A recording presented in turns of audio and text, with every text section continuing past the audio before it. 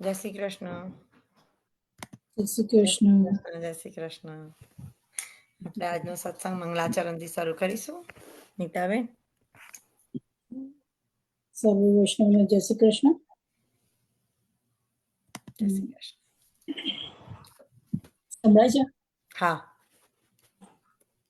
ચિંતા સંતાનહંતારો યત્પાદામુજરેણ સ્વીયાનાં તાનિ જાચાર્યં પ્ರಣમામિ મુહુર્મુહુઃ યદનુગ્રહન્તો જંતો સર્વદુઃખાતિવો ભવે તમં સર્વદા વંદે શ્રીમદ્વલ્લભનંદનં અજ્ઞાનતિમિરાન્ધસ્ય જ્ઞાનાંજનશલાકયા ચક્ષુર્મિલિतं येन તસ્मै શ્રીગુરવે નમઃ. નમામિ હૃદયેશેષ લીલાક્ષીરાબ્ધિશાયિનં લક્ષ્મીસહસ્રલીલાભિ સેવ્યમાनं કલાનિધિં ચતુર્ભેશ્યતિવિસ્તૃતા સર્વિરાજતે યસૌ પંચદારદે મમ. શ્રી કૃષ્ણ કનૈયા ગોવર્ધન નાથ કી જય. આજનો આપણો સત્સંગમાં હસમુખ અંકલ છે, એ આપણને કૃષ્ણ સેવા ફિલોસોફી વિશે કન્ટિન્યુઅસ ટોપિક કરશે. હસમુખ અંકલ. જય શ્રી કૃષ્ણ. જય શ્રી કૃષ્ણ.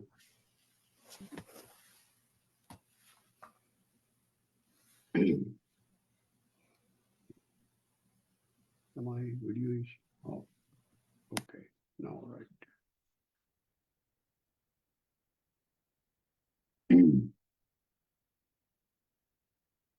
સૌ જીવોને હસમુખ શાહના જય શ્રી કૃષ્ણ, જય શ્રી વલ્લભ, દંડવત પ્રણામ.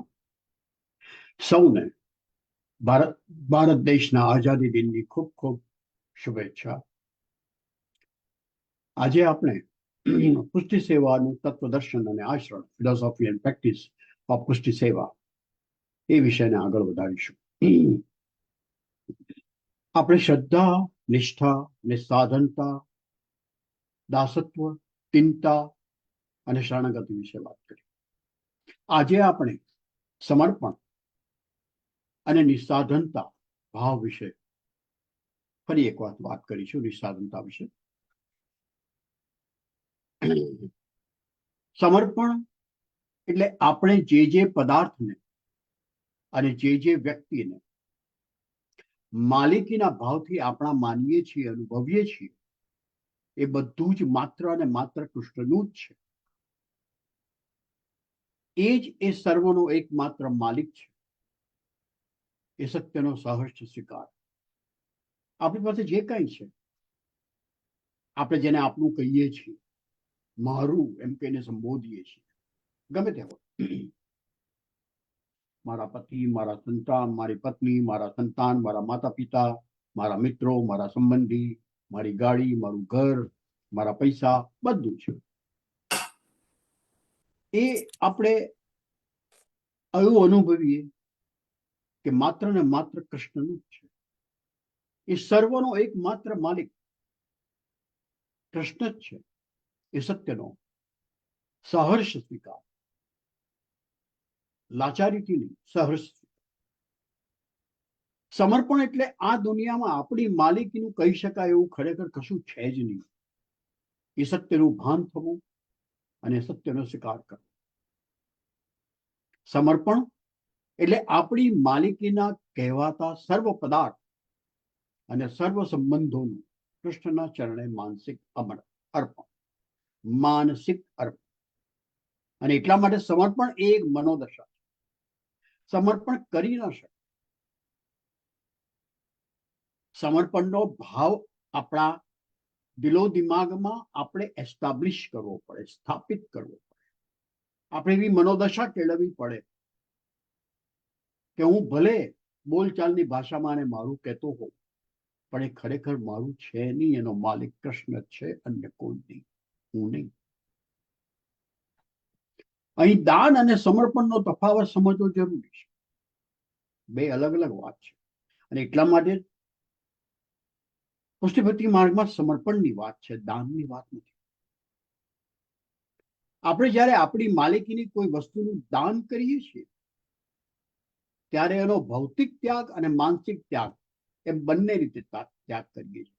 આપણે જ્યારે દાન કરીએ, માન લો કે આપણા કપડાં છે, જૂના કપડાં, ફાટેલ નહીં, જૂના કપડાં છે, આપણને ગમતા નથી, હવે પહેરાતા નથી, શરીર વધી ગયું છે, ગમે તે હોય કારણ, એને આપણે આપી દઈએ છીએ ને કોઈને, ત્યારે કોઈ જરૂરિયાતમંદને આપણે જ્યારે કપડાં આપી દઈએ છીએ, કપડાં હોય કે બીજી કોઈ પણ વસ્તુ હોય, ત્યારે આપણે એનો ભૌતિક ત્યાગ કરીએ છીએ અને માનસિક ત્યાગ પણ કરીએ છીએ કે ભાઈ હવે તારું છે, મારું નથી.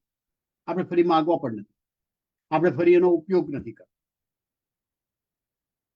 અને આપણી પાસેથી એને આપી દઈએ છીએ. દાન કરેલી વસ્તુનો પછી આપણે ઉપયોગ કરતા નથી ને કરી શકતા નથી, કારણ કે આપણે આપી દીધું છે કોઈ બીજાના હાથમાં જતું.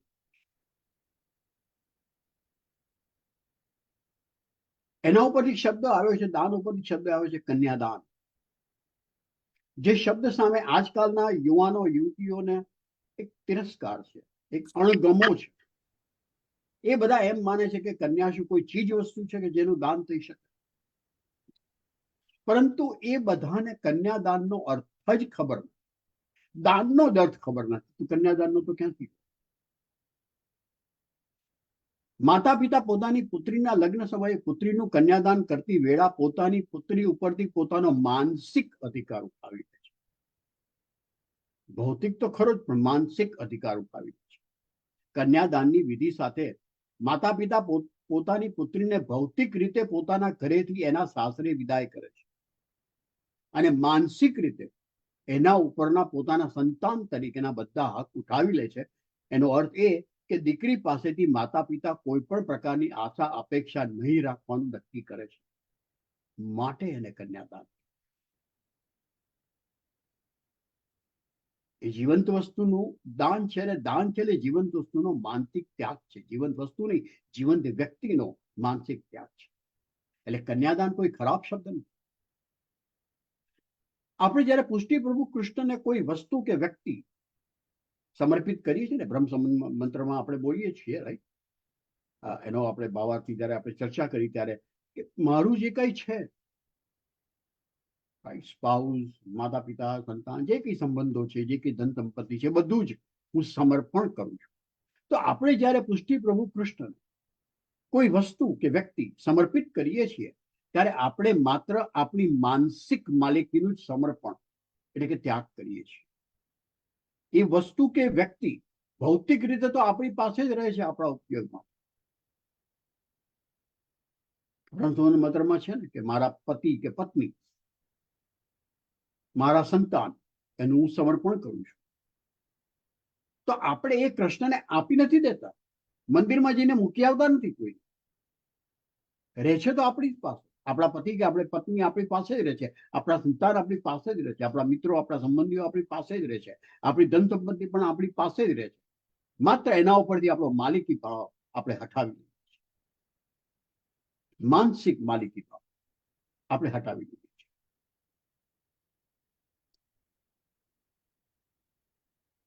એનો અર્થ એ કે કૃષ્ણને સમર્પણ એટલે આપણી કહેવાતી કોઈ વસ્તુ કે વ્યક્તિ ઉપરની આપણી માનસિક માલિકીનો ત્યાગ અને એના ઉપર કૃષ્ણની માનસિક માલિકી નો સ્વીકાર. શ્રી મહાપ્રભુજી તો આપણને સલાહ આપે જ છે કે આપણે કોઈ પણ વસ્તુ આપણા ઉપયોગમાં લેતા પહેલા કૃષ્ણને ધરવી, કૃષ્ણને સમર્પિત કરવી. કૃષ્ણને હું 2 વાર એને કહી રહ્યો છું કે શ્રી મહાપ્રભુજી તો આપણને સલાહ આપે જ છે કે આપણે કોઈ પણ વસ્તુ આપણા ઉપયોગમાં લેતા પહેલા કૃષ્ણને ધરવી, ભગવાન કૃષ્ણને ધરવી, પરમાત્મા કૃષ્ણને ધરવી, આપણા આરાધ્ય કૃષ્ણને ધરવી, કૃષ્ણને સમર્પિત કરવી. માત્ર ભોજન જ નહીં, સઘળા પદાર્થ. આપણે પુષ્ટિમાર્ગમાં ખાલી ભોજન સમર્પિત, અમે તો ઠાકોરજીને ધર્યા વિના કશું લેતા નથી, પણ માત્ર ભોજન સાથે જ વાત છે. એનાથી આગળ આપણે વધ્યા જ નથી, વધતા જ નથી. બીજે બધા ઉપર આપણે માલિકી ઠેરવીએ છીએ. ગાડી તો કે આપણી, ઘર તો કે આપણે માનતા જ નથી કે કૃષ્ણનું. કૃષ્ણની કાળી છે, કૃષ્ણની ધન સંપત્તિ છે. માત્ર ભોજન સમર્પિત છે એટલે જ વાત માનીએ છીએ.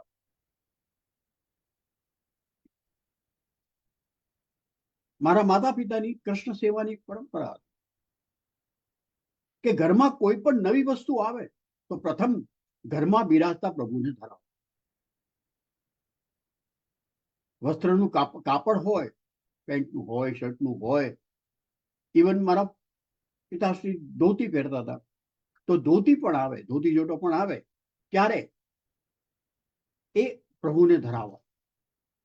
જો વસ્ત્ર સારું હોય, કપડું સારું હોય, તેમાંથી પ્રભુના વસ્ત્ર માટે અલગ તારવ્યા પછી જ અન્ય માટે. પ્રથમ કાર આવી ઘરમાં તો એમાં પહેલી સફર અમારા શ્રી ઠાકોરજીએ કરી. આપણે પણ એમ કરી શકીએ, કેમ કે એમ કરવાથી આપણી સમર્પણની ભાવના દ્રઢ થાય.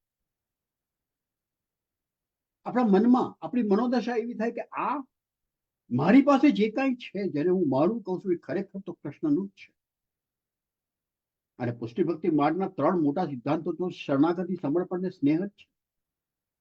કૃષ્ણપતિ શરણાગતિ, કૃષ્ણપતિ સમર્પણ, કૃષ્ણપતિ સ્નેહ. અહીં એક અગત્યની વાત કરવા જેવી છે અને એ આપ સૌના ધ્યાનમાં લાવો. શ્રી મહાપ્રભુજી જે સમર્પણની વાત કરી છે એમના ગ્રંથોમાં, એ રીતનું સમર્પણ માત્ર ને માત્ર આપણા આરાધ્ય પરબ્રહ્મ પરમાત્મા કૃષ્ણને જ થાય. શ્રી મહાપ્રભુજીએ જે સમર્પણની વાત કરી છે, આપણે જે સમર્પણની ચર્ચા કરી રહ્યા છીએ, એ માત્ર ને માત્ર આપણા આરાધ્ય પરમાત્મા કૃષ્ણને જ થાય. કોઈ પણ મનુષ્યને, કોઈ પણ માનવ મહાનુભાવને, કોઈ પણ માનવ ગુરુને ક્યારે પણ ના થાય અને ના જ થાય. કોઈ પણ માનવ મહાનુભાવ ગુરુ કૃષ્ણ નથી, થઈ શકે જ નહીં, હોઈ શકે જ નહીં.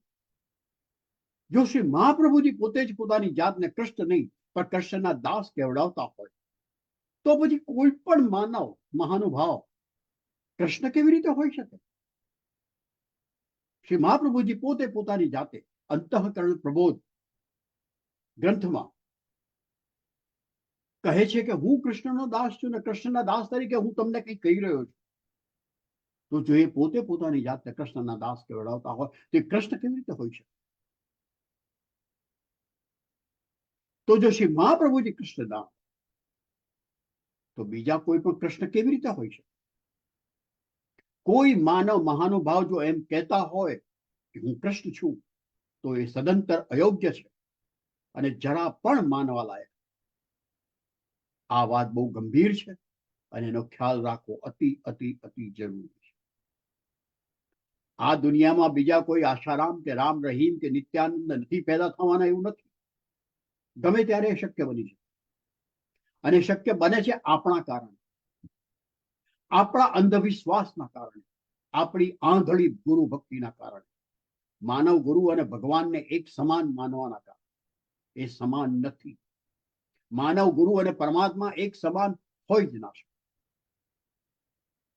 કહ્યું છે કે હરિગુરુ વૈષ્ણવને સમાન ગણવા, એનો અર્થ એ કે હરિ હરિ છે, ગુરુ ગુરુ છે અને વૈષ્ણવ વૈષ્ણવ છે. એ ત્રણેયને સમાન ગણવા એટલે ત્રણેયને રિસ્પેક્ટ આપવું, ત્રણેયનો આદર કરવો, ત્રણેય તરફ પ્રેમ રાખવો. એનો અર્થ એવો નહીં કે તે ત્રણેય એક જ લેવલ ઉપર છે. માટે જ આપણે સજાગ અને સભાન વૈષ્ણવ બની રહીને કૃષ્ણ ભક્તિ કરીએ અને શ્રી મહાપ્રભુજીના સાચા અનુયાયી બની છે. જેવી રીતે શરણાગતિ એ આપણા અહંકારના નાશની પ્રક્રિયા છે, શરણાગતિ પણ મનોદશા છે, તેવી જ રીતે સમર્પણ એ આપણા મમત્વના નાશની, માલિકીપણાનો જે ભાવ છે એના નાશની પ્રક્રિયા, અને એ પણ મનોદશા છે. આ અહંકાર અને મમત્વ એ જ પુષ્ટિ ભક્તિ માર્ગના પ્રચલિત શબ્દો અહંતા અને મમતા. તો અહંતા અને મમતા ની સામે, અહંતા અને મમતા એ પણ માનસિક દશા છે. આપણે આપણા મનમાં અહંકાર રાખીએ છીએ, આપણે આપણા મનમાં માલિકીપણાનો ભાવ રાખીએ છીએ. એ બંનેને મિટાવીએ ત્યારે શરણાગતિ આપણી મનોદશા બને છે, સમર્પણ આપણી મનોદશા બને છે અને અલ્ટિમેટલી સ્નેહ આપણી મનોદશા બને છે. નિસ્સાધનતા માટે વાત કરી ગયા છે, પણ ફરી એક વાર વાત કરવાનું મને મન થયું છે આજે. નિસ્સાધનતા એટલે એવો ભાવ કે કૃષ્ણનો પ્રેમ મેળવવા આપણે જે કોઈ પ્રયત્ન, જે કોઈ સાધના કરીએ એનું ફળ તો માત્ર કૃષ્ણ અને કૃપાથી જ મળશે. આપણા પ્રયત્નો કે સાધનાના કારણે એ સાધનતાનો આ ભાવ, આ વિચાર આપણે આપણી પુષ્ટિ સાધના કરતા કરતા સતત વાગોળવાનો કે આ સેવા જે હું કરી રહી છું કે કરી રહ્યો છું એના કારણે કૃષ્ણ મળવાના. ભલે હું અડધો કલાકની સેવા કરતો હોઉં કે અડધા દિવસની સેવા કરતો હોઉં કે આખા દિવસની સેવા કરતો હોઉં, મારી સેવાના કર્મના કારણે કૃષ્ણનો પ્રેમ, કૃષ્ણની કૃપા, કૃષ્ણનો સાક્ષાત્કાર થવાનો નથી. કૃષ્ણનો પ્રેમ મળવાનો નથી. કૃષ્ણની કૃપાથી જ મળશે, મારા કર્મથી નહીં. નિસ્સાધનતા એટલે સાધનની જરૂર નથી એમ નહીં. પુષ્ટિ ભક્તિ માર્ગે કૃષ્ણનો પ્રેમ અનુભવવામાં માટે કૃષ્ણ સેવા તથા કૃષ્ણ કથા એટલે કે શ્રવણ, કીર્તન, સ્મરણના સાધનોનો ઉપયોગ જરૂરી તો છે જ અને આપણે બધા કરીએ જ છીએ. સેવા એ સાધન છે. શ્રવણ, કીર્તન, સ્મરણ એ સાધન છે અને સાધનો આપણે કરીએ જ છીએ. એનો અર્થ નિસ્સાધનતા એટલે સાધન વિના એમ નહીં. શ્રી મહાપ્રભુજીની સલાહ માનીને આપણે એ સાધનોનો ભરપૂર ઉપયોગ કરીએ, પરંતુ એની સાથે સાથે આપણે યાદ રાખવું ઘટે કે આ સાધનોના ઉપયોગથી મને કૃષ્ણનો પ્રેમ, કૃષ્ણનો સાક્ષાત્કાર મળવાનો. કૃષ્ણ જ્યારે નક્કી કરશે, કૃષ્ણ જ્યારે કૃપા કરશે, ત્યારે ને ત્યારે જ એ આપણને એના પ્રેમનો અનુભવ કરાવશે, આપણા સેવા કર્મના કારણે. શા માટે વૈષ્ણવોને નિસ્સાધનતાનો ભાવ કેળવવાનો ઉપદેશ આપવામાં આવે? એનું કારણ છે, બહુ મોટું કારણ છે. આપણા ફાયદા માટે. આપણે જ્યારે આપણા પ્રયત્નથી કશું મેળવીએ છીએ તો એ બાબતનું આપણને અભિમાન થાય છે. આપણે એ રીતે ઘડાયેલા છે. આપણે આપણા પ્રયત્નથી કંઈ મેળવીએ ને તો આપણને અભિમાન થાય થાય ને થાય. આપણે 10 માણસોની સામે કંઈ પણ 10 ની 100 માણસ સામે કહીએ. નોકરીમાં પ્રમોશન મળ્યું હોય, ધંધામાં પ્રોફિટ થયો હોય તો આપણે બધા સગાવાલા મિત્રોને કહી વળીએ છીએ. એ શાના માટે? એમને કંઈ ઇન્ફોર્મેશન આપવા માટે નહીં. ઊંડે ઊંડે આપણો અભિમાન સંતોષાય છે કે હે, હું બધાને કહું કે હું આ સફળ થયો છું. આપણા પ્રયત્નથી સફળ. બહુ સ્વાભાવિક છે. આપણે આ વર્ષોથી કરતા આવ્યા છીએ. આપણે સૌ બધા જ. હા, આપણે એવું બોલીએ છીએ ખરા કે ધારી તો પ્રભુનું જ થાય છે. આપણું ક્યાં કઈ ચાલે છે? પ્રભુની ઈચ્છા વિના પાંદડું હાલતું નથી. એવું બોલનારા આપણે પાછા બળાસ તો હાંકીએ છીએ કે આપણે તો પાંદડું શું આખું ઝાડ હલાવી. આપણે કહીએ છીએ કઈને કરીએ છીએ. આપણા વિચાર વાણીને વર્તનમાં કોઈ મેળ જ નથી. આપણા પ્રયત્નથી જે કાંઈ મળે એનાથી આપણો અહંકાર વધે, એક સનાતન તત્વ છે. આપણો અહંકાર વધે નહીં કે સબળ બને નહીં. એટલા માટે આપણને ભાર દઈને કહેવામાં આવે છે કે આપણે કૃષ્ણ સેવા, કૃષ્ણ કથાની સાધના તો કરતા જ રહેવાનું. પણ એનું ફળ શું આપવું અને ક્યારે આપવું અને કેટલું આપવું એ માત્ર ને માત્ર કૃષ્ણની ઈચ્છા ઉપર જ આધારિત છે, કૃષ્ણની કૃપા ઉપર જ આધારિત છે. આને કહેવાય નિસ્સાધનતા ભાવ. કૃષ્ણ કૃપાનું મહત્વ વધારે, આપણા પ્રયત્નનું મહત્વ ઓછું, બહુ જ ઓછું. અને એક વાત યાદ રાખવી ઘટે, નિસ્સાધનતા એટલે નિષ્ક્રિયતા નહીં. સેવાનું કર્મ તો કરવાનું જ છે. કૃષ્ણ સેવા કે કૃષ્ણ કથા, શ્રવણ, કીર્તન, સ્મરણ તો કરવાના જ છે. ન કરે ન ચાલે. કૃષ્ણની કૃપા પર એમ ન છોડી દેવાય કે હું કશું કરીશ જ નહીં, એની કૃપા થવાની છે ત્યારે થશે. એમ ન થાય. નિસ્સાધનતા એટલે નિષ્ક્રિયતા નહીં, કર્મ તો કરવાનું જ છે. આજે અહીં જ વિરમું. પુષ્ટિ સેવા તત્વદર્શન વિષય વિશે વધુ વાત હવે પછીના સત્સંગમાં કરીશું. આપ સૌ આપના મન હૃદય ખુલ્લા કરીને મને સાંભળો છો એ મારું સદભાગ્ય છે. આપ સૌનો આભાર. મને વાર્તાલાપ માટે નિમંત્રણ આપવા બદલ સેજલબેનનો આભાર. જય શ્રી કૃષ્ણ. જય શ્રી કૃષ્ણ. જય શ્રી કૃષ્ણ હંસમુખ અંકલ. જય શ્રી કૃષ્ણ. Thank you. બહુ સરસ આજનો ટોપિક હતો. કન્યાદાન ને એ બધું બહુ સરસ ટોપિક. વેરી ડિફરન્ટ પણ બહુ સરસ યુનિક ટોપિક. Thank you. તમારું રિસર્ચ તમે ક્યાંથી કરો છો આમાંથી? મારી પાસે બહુ સોર્સ મોટી લાઇબ્રેરી છે, બહુ મોટી લાઇબ્રેરી. સોર્સ કોઈ દિવસ શેર કરજો. ઘણા બધા પુસ્તકો છે મારી પાસે. તને કહું, મારી પાસે લગભગ 3000 પુસ્તકો છે ઘરમાં, વાવ. અને અડધા ઉપરાંત તમે અમુક જે વાંચ્યા. મેઇન ઇમ્પોર્ટન્ટ સારા જે પુસ્તિમાગના હોય ને એમને રિફર કરજો. Sure, definitely. I'll make a list and that you have it. ચોક્કસ. Yeah, that would be nice. Maybe you can circulate that. જરૂર Thank જરૂર you. જરૂર. મારે જવું પડશે સેજલ. સૌને જય શ્રી કૃષ્ણ. Sure. જય શ્રી કૃષ્ણ. જય શ્રી કૃષ્ણ. રીટા આંટી, આપણે ભાગવત પુરાણ ચાલુ કરી રાખીએ. કન્ટિન્યુ. હા, જય શ્રી કૃષ્ણ. જય શ્રી કૃષ્ણ બધા રીટા આંટી. વૈષ્ણવને જય શ્રી કૃષ્ણ. અને કાલે 11 છે, એના એડવાન્સમાં જય શ્રી કૃષ્ણ બધાને. કાલે તો પવિત્રા એકાદશી છે. કાલે હા, પવિત્રા એકાદશી છે, એના જય શ્રી કૃષ્ણ. અને બધા વૈષ્ણવ જય શ્રી કૃષ્ણ. બધા, અને આ હસમુખ અંકલે કીધું કે જે ભગવાનને ધરાવવાનું જે પણ વસ્તુ લાવીએ એ તો અમારા ઘરમાં નિયમ જ છે. અમે જે પણ ખરીદીને લાવીએ એ અમે પહેલા અમારા ભગવાનને, આપણા ઠાકોરજીને મૂકીએ છીએ, પછી જ અમે અમારા રૂમમાં કશી પણ વસ્તુ લાવીએ.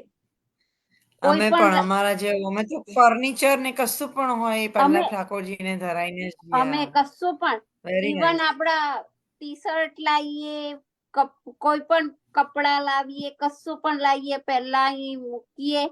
ફ્રૂટ તો આપણે ગમે તે લાવીએ પહેલા ભગવાનને ઠાકોરજીને ધરાવીએ. પણ ઇવન આપડા કપડા લાવીએ, છોકરાના કપડા, ગમે તેના કપડા લાવીએ ને એ પહેલા અમે ઠાકોરજી ને લાવી ધરાવીએ, પછી મૂકીએ. ઇવન કોઈ ગિફ્ટ આપણને આપે ને એ પણ અમે પહેલા આપડા ઠાકોરજીને આગળ મૂકી ધરાવીએ, પછી જ અમે આગળ લઈ જઈએ. બરાબર, સાચી વાત છે. Very nice. ત્યાંથી આગળ અમે લઈ જ ના જઈએ. જે એની પ્રૂફ છે.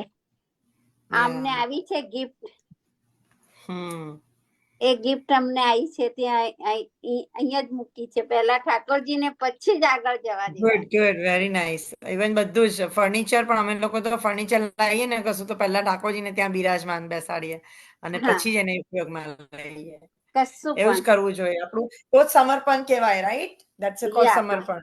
એ અમે અમારા તો સેજલ, અમારા તો કેટલા નાના છોકરા છે. આ સેજલ ને ખબર છે, મારા છોકરા એ લોકોને પણ એવી નિયમ છે. અમે કહીએ જે ભગવાન આગળ મૂક્યા આવો તે પણ મૂકવા આવશે. હવે એ લોકોને આદત પડી ગઈ છે. કોઈ કશું પણ આપે ને એ પહેલા ભગવાન આગળ મૂકવા આવશે, પછી જ એ લોકો આગળ લઈ જશે. અમારા છોકરાની હવે નિયમ પડી ગયો છે. ગુડ. આપણે નેક્સ્ટ જનરેશનમાં એ તો આપણે ધરોહર આપવાની છે, રાઈટ? આપવાની મટીરિયલ નથી આપવાનું. આપણે એમને આ ધરોહર, સંસ્કારના ધરોહર મેઇન છે. હમણાં તો આપણે શીખવાડીએ છીએ, આગળ જઈને ખબર નથી. બરાબર. ગિરિરાજ ધરણ કૃષ્ણ કનૈયા લાલ કી જય. આપણે ભાગવત પુરાણ કન્ટિન્યુ કરીશું. આપણે 4 પેજ. રીટા આંટી 4 પેજીસ. 4. હા, 4 નહીં વધારે વાંચવું. હું તો વાંચવા બેસું છું પછી મૂકવાનું મન નથી થતું. ચાલ શ્રી ગિરિરાજ ધરણ કી જય. ચલો હવે પહેલ 1 મિનિટ. હા, ઓકે. આપણે ક્યાં આપણે 108 સુધી વાંચ્યું હતું, રાઈટ? યસ. ઓકે. હવે આપણે રાજાએ કલીના રહેવા માટે 4 ઠેકાણા તેને બતાવ્યા: જુગાર, મદિરાપાન, સ્ત્રી સંગ અને હિંસા. બરાબર. અને એના નીચે પાનમાં તું પોતાની ઉત્તમમાં ઉત્તમ વસ્તુ ભગવાનને અર્પણ કરાવી, તેનું નામ ભક્તિ. આવ્યું. બરાબર. હવે છે ધૃત, પાન, સ્ત્રીયન, સુના, યત્રા ધર્મ, સ્તુતિ, વિધિ. કલીની ચતુરાઈ તો જુઓ. તે રાજા કહે છે, આપ દયાળુ છો. મને આપેલા આ 4 સ્થાનો ગંદા છે. મને કોઈ સારું આકર્ષણ ઠેકાણું પણ આપો. પરીક્ષિત તેને સુવર્ણમાં રહેવા આજ્ઞા કરી. કલીને કહેવાના 5 ઠેકાણામાં અધર્મનો નિવાસ છે. તેમાં અનુમે, અસત્ય, મદ, આસક્તિ, નિર્દયતા કે હિંસા અને વેરઝેર કે ઝઘડો રહેલા છે. તંતોનું મંદમ કર્મ રાજો વૈષમ ચ પંચમમ. યાદ રાખો, અનિતિથી મેળવેલા સુવર્ણમાં કલીનો નિવાસ છે. આ રીતે કલીનો નિગ્રહ કરીને રાજાએ ધર્મમાં ના 3 પગ સાંધી આપ્યા. ધર્મરૂપી બળદ 4 પગ પર સ્થિર થયો. રાજાએ ધર્મને પુનઃ સ્થાપિત કર્યો. પોતાના ધર્મ પોતાના 4 પગ ઉપર ઉભા રહે ત્યારે ધર્મના સ્થાપના થઈ એમ કહેવાય છે. ધર્મના 4 ચરણ છે: સત્ય, તપ, પવિત્રતા અને દયા. આ 4 ચરણોમાં સત્ય સર્વોપરી છે. સત્ય જાય તો બધું જાય, સત્ય રહે તો બધું રહે. માટે સત્યને રાખવાનો આગ્રહ રાખજો. મહાભારતમાં સત્યદેવ રાજાની કથા છે. સત્યદેવ નામે એક રાજા હતો. તે રાજા દાન, લક્ષ્મી, સદાચાર, સુયવસી, અલકૃત હતો, ધર્મિષ્ઠ હતો અને ધર્મથી પોતાનું રાજ્ય ચલાવતો હતો. પરંતુ લક્ષ્મી ચંચળ છે. તે કોઈ પણ એક સ્થળે સ્થિર રહી શકતી નથી. એક દિવસે પ્રાતઃકાળે રાજા ઉઠ્યો. તેણે જોયું કે એક અતિશય સુંદર સ્ત્રી તેના મહેલમાંથી બહાર જતી રહી છે. તેણે સ્ત્રીને પૂછ્યું, દેહી, આપ કોણ છો? તેણે કહ્યું, હું લક્ષ્મી છું. હવે હું તારા ઘરમાંથી જવા માંગુ છું. જનાર કોણ રોકી શકે? રાજા સંતોષી હતો. તેણે કહ્યું, ભલે, આપ જઈ શકો છો. થોડી વાર પછી મહેલમાંથી એક સુંદર પુરુષને બહાર નીકળતા રાજાએ જોયું.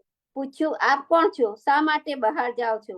હવે નીચે છે: ભગવાનમાં પ્રેમ વધારવો હોય તો ભગવાનના અવતારીઓની કથા સાંભળો, વાંચો અને સમજો. તે પુરુષે કહ્યું, મારું નામ દાન. લક્ષ્મી રહિત બનેલા તમે દાન સી રીતે કરી શકો? લક્ષ્મી જાય તો મારે પણ જવું જોઈએ. રાજાએ કહ્યું, ભલે, આપ જઈ શકો છો. થોડા સમય પછી એક બીજું પુરુષ મહેલમાંથી બહાર આવ્યો. રાજાએ તેને પૂછ્યું, આપ કોણ છો? તે પુરુષે કહ્યું, મારું નામ સદાચાર. લક્ષ્મી અને દાન જતા આચાર બગડે છે. જે ઘરમાં લક્ષ્મી અને દાન વૃત્તિ ન હોય ત્યાં સદાચાર કેવી રીતે રહી શકે? રાજાએ કહ્યું, સાચું, આપ પણ જઈ શકો છો. વળી એક પુરુષ મહેલમાંથી બહાર આવ્યો. રાજાના પ્રશ્નના જવાબમાં તેણે કહ્યું, મારું નામ યશ. તમારા ઘરમાંથી લક્ષ્મી, દાન અને સદાચાર તો ચાલ્યા ગયા. હવે યશ કેવી રીતે રહે? લક્ષ્મીવાન, દાનેશ્વરી અને સદાચારી માણસનો યશ સર્વત્ર ફેલાય છે. તમારે ઘેરથી એ ત્રણેય જતા મારે રહેવાનું કોઈ કારણ નથી. રાજાએ કહ્યું, ભલે, આપ પણ પધારો. એટલામાં એક સુંદર પુરુષ મહેલની બહાર આવ્યો. રાજાએ તેને પૂછ્યું, આપ કોણ છો? શું આપ પણ મને છોડીને જવા માંગો છો? તે પુરુષે કહ્યું, રાજન, મારું નામ સત્ય. તમારા ઘરમાંથી લક્ષ્મી, દાન, સદાચાર અને યશ તો ગયા. હવે તમારે મારી શી જરૂર છે? હું પણ તેમની સાથે જવા માંગુ છું. સત્યદેવ રાજાએ કહ્યું, જે ગયા તેમની મારે અપેક્ષા નથી. લક્ષ્મી, દાન, સદાચાર અને યશ વગર ચાલશે, પરંતુ આપના વગર નહીં ચાલે. હું સત્યના સહારે જીવ્યો છું અને સત્યના સહારે જીવવા માંગુ છું. મેં કદી પણ આપનો ત્યાગ નથી કર્યો. આપ મારો ત્યાગ શા માટે કરો છો? હું તમને નહીં જવા દઉં. આપ જ મારું સર્વસ્વ છો. આપ જ મારા ભગવાન છો. સત્યના પગ થંભી ગયા. સત્યને પોતાનું સર્વસ્વ સમજનાર પાસેથી સત્ય કેવી રીતે જઈ શકે? તે મહેલમાં પાછું ગયું. થોડી વારમાં જ રાજાએ જોયું કે પોતાને છોડી ચાલી ગયેલી લક્ષ્મી, દાન, સદાચાર અને યશ એક સાથે પાછા મહેલમાં પ્રવેશી રહ્યા. રાજાએ તેમને કહ્યું, આપનો હું સત્કાર કરું છું, પરંતુ આપ પાછા શા માટે આવ્યા તે આપ કૃપા કરીને કહો. નીચે છે: તમારા દુઃખોનું કારણ તમારામાં જ રહેલું છે. અજ્ઞાન અને અભિમાન એ દુઃખોનું કારણ છે. તેમણે જવાબ આપ્યો, રાજા, અમે તો સત્યના અનુચર છીએ. જ્યાં સત્ય ત્યાં અમે. બહાર જઈને અમે સત્યની રાહ જોઈ. સત્ય ન આવતા અમે પાછા આવ્યા છીએ. રાજા હરિશ્ચંદ્રે રાજ્ય લક્ષ્મી છોડી. પરિણામે દાન વૃત્તિ છૂટી ગઈ. રાજકર્મ કરવાને બદલે હનિકર્મ, શુદ્ધ કામ કરવાનું સ્વીકાર્યું. યશસ્વી રાજા એક ચંડાળનો સેવક બન્યો. પરંતુ તેણે સત્ય ન છોડ્યું. હરિશ્ચંદ્ર સત્યને વળગી રહ્યા તો અંતે બધું પામ્યા. એક સત્યવાદી રાજા તરીકે રાજા હરિશ્ચંદ્રનો નિર્મળ યશ દસે દિશાઓમાં ફેલાયેલો છે. એવું એ સત્યના ધર્મનું પ્રથમ ચરણ છે. પરીક્ષિત રાજાએ ધર્મરૂપી બળદમાં કપાઈ ગયેલા ત્રણે ચરણો સત્ય, તપ અને પવિત્રતા છોડી આપમાં ધર્મ પોતાના ચારે પગ ઉપર ઉભા રહ્યો. ધર્મનું સ્થાપન થયું, પરંતુ કલી આનંદમાં છે. રાજાએ તેને રહેવા માટે 5 સ્થાનો આપ્યા છે.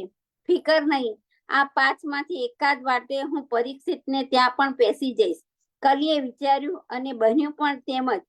ભગવાન કૃષ્ણની મદદથી ભીમે જરાસંઘને માર્યો. તેને મારી તેના પુત્ર સહદેવને ગાદી પર બેસાડ્યો. ગાદી પર તો બેસાડ્યો, પરંતુ તેના પિતાનો સુવર્ણનો રત્નજડિત મુગટ તેને ન આપ્યો. જરાસંઘનો મુગટ અમૂલ્ય રત્નોથી જડેલો હતો, ઘણો સુંદર અને કિંમતી હતો. સહદેવે આ મુગટ માંગ્યો પણ ખરો, પરંતુ ભીમે તેને એ મુગટ ન આપ્યો.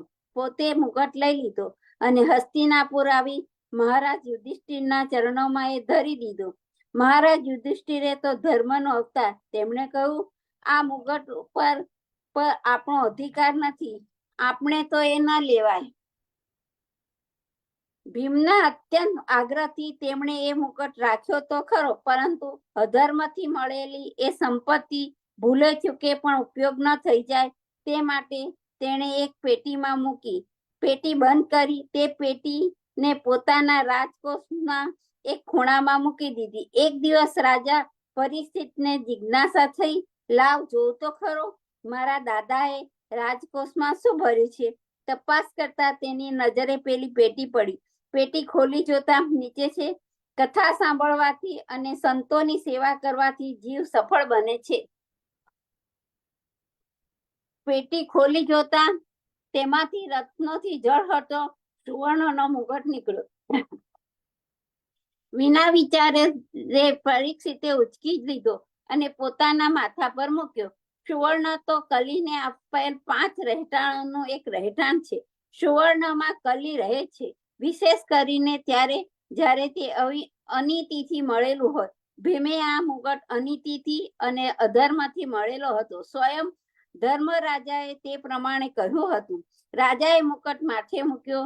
તેની દ્રષ્ટિમાં વિકાર પ્રવેશ્યો. તેણે વિચાર્યું, આ મુકટ પહેરીને આજે તો શિકાર કરવા જવું છે. રાજા કદી શિકાર કરવા ગયો ન હતો. નિર્દોષ પ્રાણીઓને મારવાનું તેને ગમતું ન હતું, પરંતુ આજે માથા પર જરાસંઘનો મુગટ પહેર્યો હતો. રાજા શિકાર ખેલવા નીકળ્યો. કલીનું બીજું રહેઠાણ છે હિંસા. મનથી, વચનથી ને કર્મથી કોઈ પણ પ્રાણીનો કષ્ટ આપવો તેનું નામ હિંસા. હિંસામાં કલીનો વાસ છે. સુવર્ણના મુગટે રાજાની દ્રષ્ટિમાં વિકાર લાવી દીધો. તેના મનથી અને પછીથી તનથી કરેલી હિંસાએ તેની બુદ્ધિને ભ્રષ્ટ કરી દીધી. વ્યાસજીએ અહીં એકંદા શબ્દ વાપર્યો છે એ ઘણા સૂચક છે.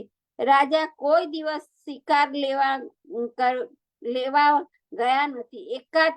એક દિવસ પહેલી જ વાર એ શિકાર ખેલવા નીકળ્યા છે. શિકારમાં તેણે એક જીવનો હિંસા કરી.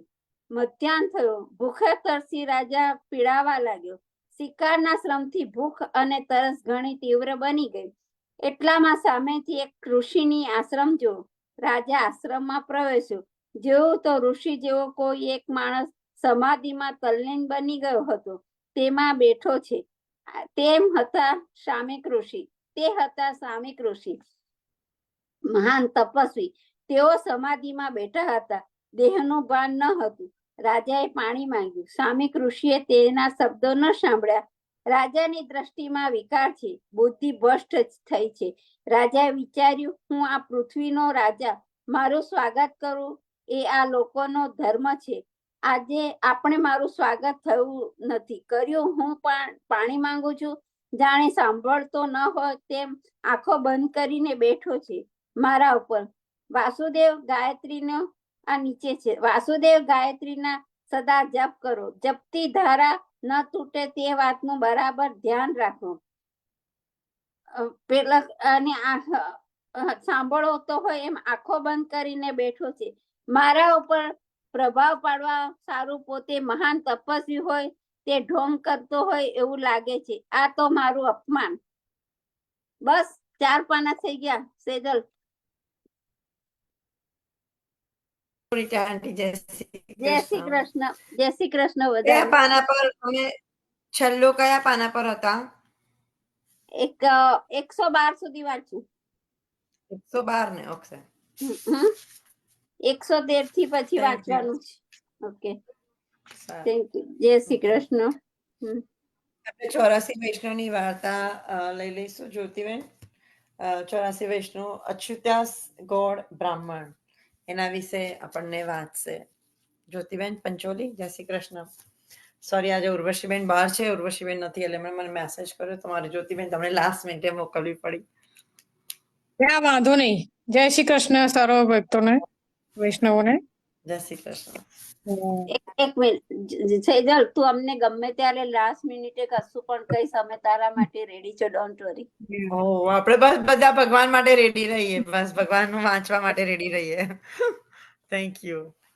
જી તો વાર્તા કરીશ. ઓકે, અચ્યુતદાસ ગૌડ બ્રાહ્મણ. હવે શ્રી આચાર્યજી મહાપ્રભુજીના સેવક અચ્યુતદાસ ગૌડ બ્રાહ્મણ મહાવતના વાસી તેમની વાર્તાનો ભાવ કહીએ. ભાવ પ્રકાશ. એ લીલામાં વિશાખાજી સખી અંતર્ગૃહગતામાં છે, ત્યાં એમની પ્રાપ્તિ છે. લીલામાં એમનું નામ મોહની છે. જ્યારે શ્રી ઠાકુરજીને જુએ ત્યારે મોહી જાય, શરીરની શુદ્ધિ ન રહે. તે મહાવનમાં એક ગૌડ બ્રાહ્મણના ઘરે જન્મ્યા. પછી જ્યારે નારાયણદાસ બ્રહ્મચારીના ઘરે શ્રી આચાર્યજી પધાર્યા ત્યારે અચ્યુતદાસને નામ આપ્યું. તે વખતે તેઓ 7 વર્ષના હતા. નારાયણદાસ બ્રહ્મચારી પાસે તેઓ આવતા જતા.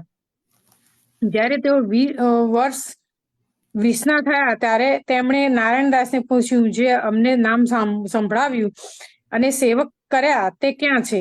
તેમનું નામ શું છે? ત્યારે તો હું બાલક હતો, કંઈ સમજતો ન હતો. હવે દર્શન કરું તો સમર્પણ કરું. ત્યારે નારાયણદાસે કહ્યું, શ્રી આચાર્યજી એમનું નામ છે અને તીર્થરાજ પ્રયાગની પાસે અડેલ ગામમાં બિરાજે છે. ત્યારે અચ્યુતદાસે કહ્યું, ગિરિરાજની પરિક્રમા કરી પછી અડેલ જઈશ. અચ્યુતદાસજીને ગિરિરાજની પરિક્રમામાં બહુ પ્રેમ હતો. મહિનામાં 2-4 પરિક્રમા કરતા. પછી અચ્યુતદાસ ગિરિરાજની પરિક્રમા કરી અડેલ ચાલ્યા. તે કેટલાક દિવસમાં જઈ પહોંચ્યા. શ્રી આચાર્યજીને દંડવત કરી ઊભા રહ્યા. ત્યારે શ્રી આચાર્યજી કહ્યું, અચ્યુતદાસ તમે ક્યાંથી આવ્યા? ત્યારે અચ્યુતદાસે કહ્યું, મહારાજ વ્રજથી આવ્યો. ત્યારે શ્રી આચાર્યજી કહે, વ્રજમાં તમે શું કરતા હતા? ત્યારે અચ્યુતદાસજી કહ્યું, 2-4 પરિક્રમા મહિનામાં શ્રી ગિરિરાજની કરતો અને મહાવનમાં નારાયણદાસ બ્રહ્મચારી આપના વૈષ્ણવ છે તેમનો સંગ કરતો. મને આપે બાળપણમાં નામ સંભળાવ્યું હતું. હું આપનું નામ જાણતો ન હતો, પણ નારાયણદાસે બધો પ્રકાર બતાવ્યો. હવે મને સમર્પણ કરાવો. ત્યારે શ્રી આચાર્યજી કહે, જાઓ શ્રી અમનાજીમાં સ્નાન કરી આવો. ત્યારે અચ્યુતદાસ શ્રી અમનાજીમાં સ્નાન કરીને શ્રી આચાર્યજીની પાસે આવ્યા. ત્યારે શ્રી આચાર્યજીને નામ સંભળાવીને બ્રહ્મ સંબંધ કરાવ્યું. પછી અચ્યુતદાસજીને કહે, તે ગિરિરાજની પરિક્રમા ઘણી કરી, પરંતુ કઈ ચમત્કાર જોયો? ત્યારે અચ્યુતદાસજીએ કહ્યું, મહારાજ મેં તો ચમત્કાર જોયો નહીં. ત્યારે શ્રી આચાર્યજી કહે, ગિરિરાજની 3 પરિક્રમા એક સાથે કરીશ તો કંઈક ચમત્કાર જોઈશ. એટલે અચ્યુતદાસજીએ શ્રી આચાર્યજીને દંડવત કરી વિદાય માંગી અને ત્યાંથી ચાલ્યા. મનમાં એમ કે જ્યારે ગોવર્ધન જઈ ત્યારે પરિક્રમા એક સામટી કરું, એ પ્રકારે અતિ આતુર થયા. પછી થોડા દિવસમાં મહાવન આવ્યા અને નારાયણદાસને બધો પ્રકાર કહ્યો કે શ્રી આચાર્યજીએ કૃપા કરીને બ્રહ્મ સંબંધ કરાવ્યું. હવે એક સાથે ગોવર્ધનની 3 પરિક્રમાની આજ્ઞા કરી છે, તેથી હું ગોવર્ધન જાઉં છું. પછી ગોવર્ધન આવીને રાત્રે સૂઈ રહ્યા. જ્યારે રાત્રે પ્રહર 1 રહી ત્યારે ઉઠી દેહકૃત્ય કરી માનસી ગંગામાં નહાઈને પરિક્રમા શરૂ કરી. 1.5 પ્રહર દિવસ ચડે 1 પૂરી કરી, પછી બીજી શરૂ કરી. તે ઘડી 6 દિવસ પાછલો રહ્યો ત્યારે પૂરી કરી. ત્રીજી શરૂ કર્યા પછી જ્યારે અપ્સરા કુંડની પાસે આવ્યા ત્યારે ભૂખથી થાકી ગયા. રાત્રિ ઘડી એક ગઈ ત્યારે એક ગોવાલિયાએ અચ્યુતદાસ પાસે આવીને કહ્યું, વૈરાગી, તું આગળ ક્યાં જાય છે? સિંહ બેઠો છે, પાછો ફર. ત્યારે અચ્યુતદાસે કહ્યું, પાછો કેમ ફરું? શ્રી આચાર્યજીનું વચન છે કે એક સામથી 3 પરિક્રમા કરજે, તેથી પાછો નહીં ફરું. ત્યારે ગોવાલિયો અંતર્ધ્યાન થઈ ગયો. પછી અચ્યુતદાસ આગળ ચાલ્યા અને જુએ તો માર્ગની વચ્ચોવચ્ચ સિંહ બેઠો છે. ત્યારે વિચાર કર્યો કે પરિક્રમા તો છોડવી નથી, સિંહ ખાય તો ભલે ખાય. પછી ધીરજ ધરી સિંહની પાસે જતા જુએ તો સુંદર ગાય ઊભી છે. ત્યારે ગાયની પરિક્રમા કરી પૂંછ માથે ચડાવી પછી આગળ ચાલ્યા. પ્રહર 1 રાત્રિ ગયે પરિક્રમા પૂરી કરી. પછી મહાવનમાં આવીને નારાયણદાસને કહ્યું કે ગોવાલિયો સિંહ અને ગાય જોયા, એનું કારણ શું? ત્યારે નારાયણદાસે કહ્યું કે એ અભિપ્રાય તો શ્રી આચાર્યજી જાણે. એટલે અચ્યુતદાસજી ફરી અડેલ જવા નીકળ્યા. થોડા દિવસ પછી અડેલ આવીને શ્રી આચાર્યજીના દર્શન કર્યા. ત્યારે શ્રી આચાર્યજી પૂછ્યું, 3 પરિક્રમા ગિરિરાજની એક સાથે કરી, તે કંઈ જોયું? ત્યારે અચ્યુતદાસે કહ્યું, ગોવાળિયાને જોયો, પછી સિંહ જોયો. તે સિંહના ગયા પછી ગાયના સ્વરૂપે દર્શન થયા. એમાં કંઈ હું સમજ્યો નહીં. ત્યારે શ્રી આચાર્યજી કહ્યું, જે ગોવાળિયો રૂપે તો શ્રી ઠાકુરજી પોતે હતા. તારી ધીરજ જોવા માટે તને ડરાવ્યો અને સિંહ ગિરિરાજજી હતા. તું પાસે ગયો ત્યારે ગાય રૂપ થઈ દર્શન દીધા. તારા મોટા ભાગ્ય છે, પરંતુ દશા કાચી છે, હજુ તને પ્રેમ નથી, તેથી લીલા સહિત દર્શન ન દીધા. ત્યારે અચ્યુતદાસે દર્શન કરી દંડવટ કરી શ્રી આચાર્યજી મહાપ્રભુજીને વિનંતી કરી, મહારાજ, પ્રેમનું દાન કૃપા કરીને કહો, આપ કહો તે હું કરું, જેથી મને લીલાનો અનુભવ થાય. ત્યારે શ્રી આચાર્યજી કહે, તમે ભગવત સેવા કરો તો પ્રેમ થાય. ત્યારે અચ્યુતદાસ કહે, મહારાજ, સેવા પધરાવી દો, જે પ્રકારે બતાવો તે પ્રકારે સેવા કરું, જે પ્રકારે મને લીલાનો અનુભવ થાય તે પ્રમાણે કરો. શ્રી આચાર્યજી કહે, હવે અમે વ્રજ તરફ જઈએ છીએ, અમારી સાથે તું ચાલ, ત્યાં તારો બધો મનોરથ પૂર્ણ થશે. એટલે શ્રી આચાર્યજીની સાથે અચ્યુતદાસ ચાલ્યા. પછી અડેલથી 5 મજલ ઉપર એક નાનું ગામ આવ્યું. ત્યાં એક તલાવ હતું. સઘન બગીચી અને તલાવ વાળી સુંદર જગ્યા જોઈ શ્રી આચાર્યજી કહે, આજ અહીં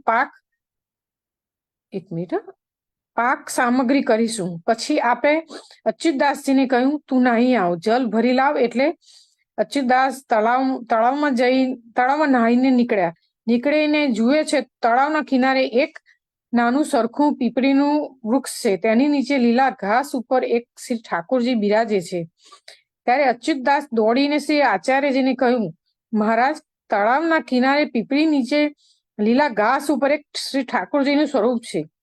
ત્યારે શ્રી આચાર્યજી પધારીને તે સ્વરૂપને હાથમાં પધરાવી પોતાના ઉપરણાથી રજ પોછીને અચ્યુતદાસજીને આપ્યું અને કહ્યું, તું રસોઈ કરી એમને ભોગ ધરાવજે, પછી વ્રજમાં ચાલજે, તારા ઘરમાં પધરાવીશું. અચ્યુતદાસ સુંદર સ્વરૂપ જોઈને બહુ પ્રસન્ન થયા. શ્રી આચાર્યજીના શ્રી હસ્તનો સ્પર્શ તો થઈ ચૂક્યો છે, તેથી રસોઈ કરી ભોગ ધર્યો. પછી અચ્યુતદાસ નિત્ય એમ કરતા કરતા શ્રી આચાર્યજીની સાથે મહાવન આવ્યા. ત્યારે શ્રી આચાર્યજી શ્રી ઠાકોરજીને પંચામૃત સ્નાન કરાવી પાઠ પર બેસાડ્યા અને શ્રી મદન મોહનજી નામ ધર્યું અને અચ્યુતદાસના ઘરમાં રહી પુષ્ટિ માર્ગીની બધી રીતિ બતાવી. પછી પોતે નારાયણદાસ બ્રહ્મચારીના ઘરે એક રાત્રિ રહી પછી ગિરિરાજજી થઈ પોતે દ્વારકા પધાર્યા. વાર્તા પ્રસંગ 1. તે અચ્યુતદાસ મદન મોહનજીની સેવા ભલી ભાંતિથી કરતા. પછી થોડાક દિવસમાં શ્રી મદન મોહનજી અચ્યુતદાસને સાનુભાવ જણાવવા લાગ્યા. લીલા રસનો અનુભવ કરાવે, વાતો કરતા, જે જોઈએ તે માંગી લેતા. પછી જ્યારે શ્રી ગુસાઈજી પાસે અચ્યુતદાસ આવતા ત્યારે શ્રી ગુસાઈજી અચ્યુતદાસજીને દંડવટ કરવા ન દેતા અને કહેતા, જે તમારા હૃદયમાં શ્રી આચાર્યજી બિરાજી છે તે અચ્યુતદાસ એવા ભગવદી હતા. ઘણા દિવસ સુધી શ્રી મદન મોહનજીની સેવા મન લગાવીને કરી. પછી જ્યારે શ્રી આચાર્યજીને આસુર વ્યામો લીલા ખરી ત્યારે અચ્યુતદાસે શ્રી મદન મોહનજી પધરાવી દીધા. પછી વિરહ ઘણો થયો, તેથી રહેવાય નહીં. પછી બદ્રિકાશ્રમ જઈ અન્ન જલ છોડી દેહ ત્યાગ કર્યો. અંતર્ગતાની પ્રાપ્તિ થઈ. શ્રી ઠાકુરજીના શ્રી મુખમાં પ્રવેશ કર્યો. પછી મદન મોહનજીને શ્રી ગોપીનાથજી પાસે પધરાવ્યા. એ અચ્યુતદાસ શ્રી આચાર્યજી મહાપ્રભુજીને આવા કૃપાપાત્ર ભગવદીય હતા. શ્રી આચાર્યજીનું વિરહ સહન ન કરી શક્યા, તેથી તેમની વાર્તા ક્યાં સુધી કહીએ? બોલો, આટલે સુધી. જય શ્રી કૃષ્ણ. સેજલબેન, 3 પાના હતી, 3 પેજ, 3 પેજ જ હતા. હા, ઓકે. હવેની મોસ્ટલી હમણાં થોડીક શોર્ટ વાર્તાઓ છે, 2-3 પાનાની જ છે બધી. Okay, okay, thank you. Welcome. આપણે ભાગવત પુરાણનું કન્ટિન્યુઅસ કરીશું. આપણે ચેપ્ટર 15માં આવી ગયા હતા. ચેપ્ટર 15માંનો પહેલો શ્લોક. દીપિકાબેન, અચ્છા, એ હું તમે શ્લોક સ્ટાર્ટ કરો પહેલા હું કહી દઉં. આપણે આપણી કૃષ્ણ યુટ્યુબમાં કૃષ્ણ કૃપાનું આખું પેજ જ છે, જેમાં બધા આપણા રેકોર્ડિંગ્સ છે જ, બધા સત્સંગમાં. ઓકે, આપણા સાથે ગુરુજી કોઈ પધાર્યું હોય કે કોઈ પણ સત્સંગના બધા રેકોર્ડિંગ છે, તો જુઓ. કોઈ વખત રિવ્યુ કરવા હોય તો રિવ્યુ કરજો. અને તમે સબસ્ક્રાઇબ કરશો તો જ્યારે પણ એ ચેનલને સબસ્ક્રાઇબ કરશો, તમારી પર નોટિફિકેશન આવી જશે. ગમે ત્યારે કોઈ ન્યૂ વિડીયો થયા હોય, તમે આઉટ ઓફ ટાઉન હોય અને કોઈ ન્યૂ વિડીયો હોય, તો you will get that notification. So just subscribe so you will have that recorded, right? Go ahead. દીપિકાબેન, જય શ્રી કૃષ્ણ. જય શ્રી કૃષ્ણ. 11 આવતીકાલના અધ્યાય 15 પુરુષોત્તમ યોગ. શ્રી ભગવાન ઉવાચ ઉર્ધ્વમૂલમદ શાખમ અશ્વત્થમ પ્રાહુરવ્યયમ છંદાસી યસ્ય પર્ણાની યસ્તમ વેદ સ વેદવિતમ. શ્રી ભગવાન બોલ્યા, જેના મૂળ ઊંચે છે, જેના ડાળ નીચે છે અને વેદ સૂક્તો જેના પાંદડા છે, એવા વટ વૃક્ષને શાશ્વત કહ્યું છે. તેને જે જાણે છે તે વેદોને જાણનારો છે. આ ભક્તિ યોગનું મહત્વ ચર્ચા પછી કોઈને ત્યારે વેદોનો શું એવો પ્રશ્ન થાય. વેદાભ્યાસનો હેતુ કૃષ્ણને ઓળખવાનો છે અને અધ્યાયમાં સમજાવે છે. તેથી જે મનુષ્ય કૃષ્ણ ભાવનામાં સ્થિર થઈ ભગવત ભક્તિમાં ડૂબેલો રહે છે, તેને વેદ જ્ઞાન થયું જ છે. અહીં સંસારને વટવૃક્ષ સાથે સરખાવ્યું છે. સકામ કર્મોમાં તન્મય રહેતો મનુષ્ય આ સંસાર વૃક્ષની એક ડાળી પરથી બીજી પરથી ત્રીજી પર એમ અંત વિના ભટક્યા કરે છે. આ સંસાર વૃક્ષના વિસ્તારને કોઈ છેડો નથી. આ વૃક્ષે ચોંટી રહેલા મનુષ્ય માટે મુક્તિની કોઈ શક્યતા નથી. વેદ સૂક્તો આ વૃક્ષના પાંદડા છે. આ વૃક્ષના મૂળ વિશ્વના સૌથી ઊંચા બ્રહ્મલોકથી શરૂ થાય છે. જો મનુષ્ય આ અવિનાશી માયા વૃક્ષને બરોબર પીછાડે તો જ તે તેનાથી છુટકારો મેળવી શકે. આ છુટકારાની પ્રક્રિયા સમજવી જોઈએ. આની પહેલાના અધ્યાયોમાં ભૌતિક જંજાળમાંથી છૂટવાના ઘણા માર્ગો બતાવ્યા છે. 13મા અધ્યાય સુધી ભગવત ભક્તિને આ જંજાળમાંથી છૂટવાનો શ્રેષ્ઠ માર્ગ કયો છે. ભૌતિક પ્રવૃત્તિઓ વિશે અનાસક્તિ અને ભગવત ભક્તિ વિશે આસક્તિ એ ભક્તિનો પાયાનો સિદ્ધાંત છે. આ અધ્યાયની શરૂમાં જ સંસાર પ્રત્યેની આસક્તિઓને વછોડી નાખવામાં કહ્યું છે. આ ભૌતિક અસ્તિત્વનું મૂળ નંખાય છે ઊંચે, એટલે કે વિશ્વના સર્વશ્રેષ્ઠ બ્રહ્મલોકમાં. મહત્વમાંથી ભૌતિક જીવન શરૂ થાય છે. ત્યાંથી આ દ્રશ્ય સૃષ્ટિનો વિસ્તાર થાય છે. વૃક્ષની અસંખ્ય શાખાઓ એ વિવિધ લોક છે. તેના ફળ આ જીવોના ધર્મ, અર્થ, કામ અને મોક્ષ એ 4 પુરુષાર્થોના પરિણામ એ તેના ફળ છે. હવે ઊંચે મૂળ અને નીચે શાખાઓ એવા વૃક્ષનો કોઈ લૌકિક અનુભવ નથી, પણ આ વસ્તુ છે ખરી. આવું વૃક્ષ જળાશય પાસે જળે છે. જળાશયના કિનારા પરના વૃક્ષોના પ્રતિબિંબ પાણીમાં પડે છે ત્યારે તેની શાખાઓ ઊંચે અને મૂળ નીચે ભાસે છે. શબ્દ ફેરે કહીએ તો આ સંસાર વૃક્ષ એ કેવળ આધ્યાત્મિક જગતરૂપી વાસ્તવિક વૃક્ષનું પ્રતિબિંબ છે. જેમ વૃક્ષનું પ્રતિબિંબ પાણી પર આધારિત છે, તેવી રીતે આધ્યાત્મિક જગતનું પ્રતિબિંબ ઈચ્છા ઉપર આધારિત છે. પ્રતિબિંબિત ભૌતિક પ્રકાશમાં રહેલી બધી જળચેતન વસ્તુઓની હસ્તીનું કારણ ઈચ્છા છે. ભૌતિક અસ્તિત્વમાંથી છૂટવા માંગતા મનુષ્ય આ વૃક્ષને અભ્યાસથી પૂરેપૂરું પીછાણવું જોઈએ. તે પછી જ એનો છેડો ફાડી શકશે. આ સંસાર વૃક્ષ વાસ્તવિક વૃક્ષનું પ્રતિબિંબ છે. તેથી તે એની આબેહૂબ પ્રતિકૃતિ છે. અહીં છે તે બધું જ આધ્યાત્મિક જગતમાં છે. નિર્વિશેષવાદીઓ બ્રહ્માને સંસાર વૃક્ષનું મૂળ માને છે અને સાંખ્યમત પ્રમાણે મૂળમાંથી અનુક્રમે પ્રકૃતિ અને પુરુષ, પંચમહાભૂતો, દ્રઢ ઇન્દ્રિયો, મન વગેરેનો પ્રાદુર્ભાવ થાય છે. આ પ્રમાણે સાંખ્યો ભૌતિક જગતનું 24 તત્વોમાં વિભાગીકરણ કરે છે. જો બ્રહ્માને જળ ચેતન સૃષ્ટિના મૂળ તરીકે ગણીએ તો અખિલ બ્રહ્માંડના અડધા ભાગમાં ભૌતિક જગત અને બીજા ગોળાર્ધમાં આધ્યાત્મિક જગત છે. ભૌતિક જગત આધ્યાત્મિક જગતનું વિકૃત પ્રતિબિંબ છે. તેથી આધ્યાત્મિક જગતમાં પણ ભૌતિક જગતના જેવું વિવિધ રંગરૂપી હોવું જોઈએ. પ્રકૃતિ ભગવાનની બહિરંગ માયા શક્તિ છે. પુરુષ સ્વયં ભગવાન છે. ગીતામાં આ સ્પષ્ટપણે સમજાવ્યું. બધો વિસ્તાર ભૌતિક છે, તેથી ક્ષણિક છે. પ્રતિબિંબ ક્ષણિક હોય છે, કેમ કે તે કેટલીક વાર દેખાય છે તો કેટલીક વાર દેખાતું નથી. પણ પ્રતિબિંબનો ભગવાન શાશ્વત છે. વાસ્તવિક વૃક્ષના ભૌતિક પ્રતિબિંબ જોડેનો સંબંધ તોડી નાખવાનો છે. જ્યારે કોઈ મનુષ્યને વેદોનો જાણકાર કહે છે ત્યારે એ અભિપ્રિત છે કે સંસાર વિશેની આસક્તિને વછોડતા તેને આવડે છે. આ જાણનાર જ સાચો વેદ વેદતા છે. પણ કેવળ વેદોમાં રહેલા કર્મકાંડને વળગી રહે છે તે આ સંસાર વૃક્ષના લીલા પાંદડામાં પ્રતિબિંબ રહે છે. તે વેદોના ઉદ્દેશ જાણતો નથી. વેદોના ઉદ્દેશ એ પ્રતિબિંબિત ભૌતિક વૃક્ષને નિર્મૂળ કરી આધ્યાત્મિક જગતના વાસ્તવિક વૃક્ષને પામવાનો છે. પૂર્ણ પુરુષોત્તમ ભગવાન પોતે ગીતામાં આમ કહ્યું છે. જય શ્રી કૃષ્ણ. જય શ્રી કૃષ્ણ. શ્લોક નંબર 2. આમાં પુરુષોત્તમ યોગ તો બહુ જ સરસ છે. આમાં આખું ચેપ્ટર આ બહુ જ ફાઇન છે. શ્લોક નંબર 2. જ્યોતિબેન. જય શ્રી કૃષ્ણ જ્યોતિબેન.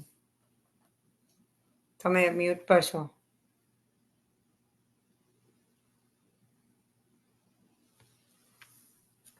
સંભળાય છે હવે? હા હા. જય શ્રી કૃષ્ણ સર્વ ભક્તોને. અધ્યાય 15 પુરુષોત્તમ યોગ, શ્લોક નંબર 2. અધર્વ પશુતા તસ્ય શાખા ગુણ પ્રવૃદ્ધા વિષય પ્રવાલાહ અધસ્ય મૂલાન્યનુસંતનાતાની કર્માનુબંધિની મનુષ્ય લોકે.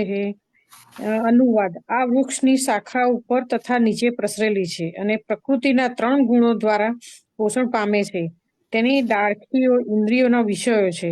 આ વૃક્ષના મૂળ નીચે પણ જાય છે અને તે માનવ સમાજના સકામ કર્મોથી બંધાયેલા છે. ભાવાર્થ. અસ્વસ્થ વૃક્ષનું અહીં વધુ વર્ણન કરવામાં આવ્યું છે. તેની શાખાઓ સર્વ દિશાઓમાં પ્રસરેલી છે. નીચેના ભાગમાં જીવોની વિવિધ પ્રકારની યોનિઓ છે. મનુષ્યો, પશુઓ, ઘોડાઓ, ગાય, કૂતરા, બિલાડા વગેરે. આ બધા વૃક્ષની નીચેના ભાગમાં સ્થિત છે. જ્યારે ઉપરના ભાગમાં જીવોની દેવ, ગંધર્વ અને બીજી અનેક ઉચ્ચતર યોનિઓ છે. જેવી રીતે સામાન્ય વૃક્ષનું પોષણ જળથી થાય છે, તેવી રીતે આ વૃક્ષનું પોષણ પ્રકૃતિના 3 ગુણો દ્વારા થાય છે. કેટલીક વખત આપણે જોઈએ છીએ કે જળના અભાવે કોઈ ભૂખંડ વેરાન બની જાય છે અને કોઈ વાર અમુક ખંડ લીલોછમ બની જાય છે. તેવી જ રીતે જ્યાં પ્રકૃતિના કોઈ વિશેષ ગુણનું પ્રમાણમાં આધિક્ય હોય છે ત્યાં તેને અનુરૂપ જીવોની યોનિઓ પ્રગટ થાય છે. વૃક્ષની ડાળખીઓ ઇન્દ્રિયોના વિષયો, પ્રકૃતિના વિભિન્ન ગુણોના વિકાસ દ્વારા આપણે વિભિન્ન પ્રકારની ઇન્દ્રિયોનો વિકાસ કરીએ છીએ અને આ ઇન્દ્રિયો વડે આપણે વિભિન્ન ઇન્દ્રિય વિષયો ભોગવીએ છીએ. શાખાઓના છેડા ઇન્દ્રિયો છે, જેમ કે કાન, નાક, આંખ વગેરે. જે વિભિન્ન ઇન્દ્રિય વિષયો ભોગવવામાં આસક્ત રહે છે. ડાળખીઓ શબ્દ, રૂપ, રસ, સ્પર્શ વગેરે ઇન્દ્રિય વિષયો છે. ગૌણ મૂળિયા આસક્ત તથા વિરિક્તિઓ છે, જે વિભિન્ન પ્રકારના દુઃખો તથા ઇન્દ્રિય સુખના વિભિન્ન રૂપ છે. ધર્મ તથા અધર્મની વૃત્તિઓ આ ગૌણ મૂળિયામાંથી ઉત્પન્ન થયેલી માનવામાં આવે છે, અને આ મૂળિયા ચારે દિશાઓમાં પ્રસરેલા છે. તેનું સાચું મૂળ બ્રહ્મલોકમાં છે, અને તેના અન્ય મૂળિયા મનુષ્યના ગ્રહ મંડળમાં રહેલા છે. જ્યારે મનુષ્ય ઉચ્ચતર લોકોમાં પુણ્ય કર્મોનું ફળ ભોગવી લે છે, ત્યારે તે આ પૃથ્વી પર આવે છે અને ઉચ્ચ ગતિ માટે ફરીથી કર્મ અર્થાત સકામ કર્મ કરવા માંડે છે. આ મનુષ્ય લોક કર્મક્ષેત્ર કહેવાય છે. જય શ્રી કૃષ્ણ. જય શ્રી કૃષ્ણ. જય શ્રી કૃષ્ણ. શ્લોક નંબર 3. જયશ્રીબેન. જય શ્રી કૃષ્ણ જયશ્રીબેન, તમારું મ્યુટ પર છે.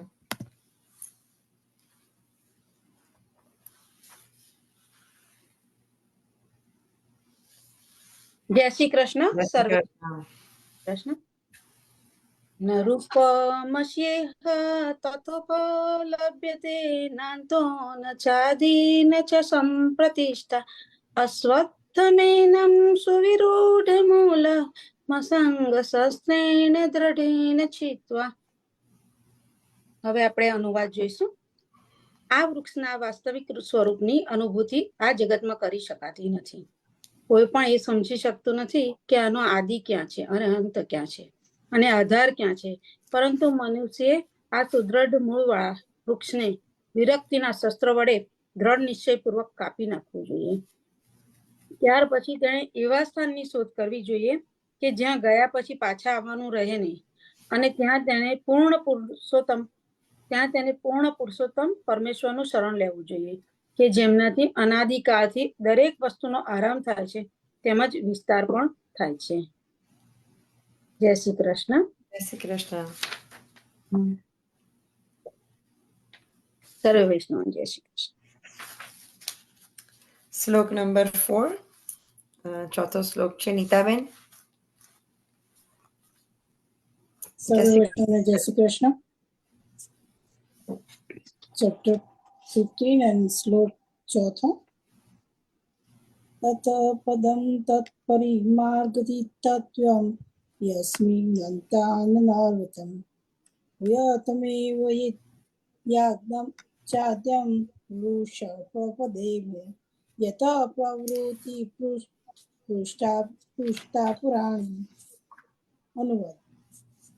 આ બાબતમાં અસંગ શબ્દ બહુ મહત્વનો છે, કારણ કે વિષય ભોગની આસક્તિ તથા ભૌતિક પ્રકૃતિ ઉપર પ્રભુત્વ કરવાની વૃત્તિ બહુ પ્રબળ હોય છે.